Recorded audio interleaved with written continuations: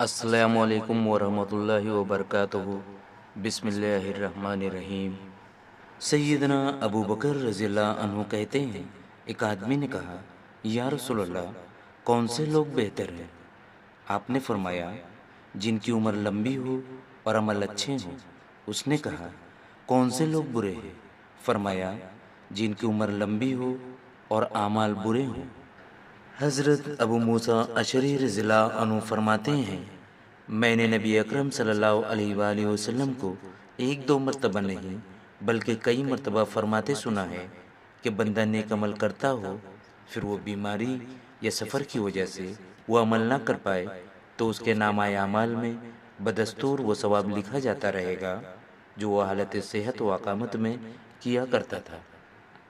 حضرت ابو درداء رضی اللہ عنہ فرماتے ہیں کہ نبی اکرم صلی اللہ علیہ وآلہ وسلم نے ارشاد فرمایا، کیا میں تمہیں ایسے عمل کی خبر نہ دوں جو تمہارے تمام اعمال سے بہتر ہے اور تمہارے مالک کے یہاں سب سے زیادہ پسندیدہ اور سب سے زیادہ ثواب والا ہے، اور تمہارے لیے سونا اور چاندی خیرات کرنے اور جہاد فی سبیل اللہ سے بہتر ہے؟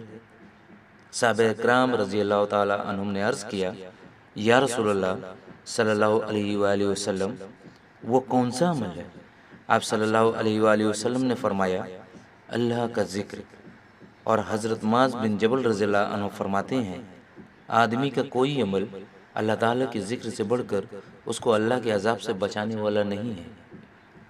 سیدنا ابو ہریرہ رضی اللہ عنہ سے روایت ہے، رسول اللہ صلی اللہ علیہ وآلہ وسلم نے فرمایا، ہر جہنمی جنت میں اپنی جگہ کو دیکھے گا اور کہے گا، کاش کہ اللہ تعالیٰ نے مجھے ہدایت دی ہوتی۔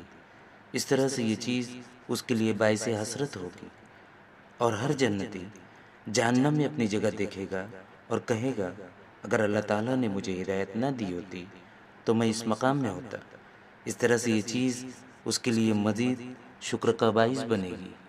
پیارے دوستو، مزید احادیث ویڈیوز اور حوصلہ افزائی کے لیے ہمارے چینل کو لازمی لائک اور سبسکرائب کریں۔ بہت بہت شکریہ۔ السلام علیکم۔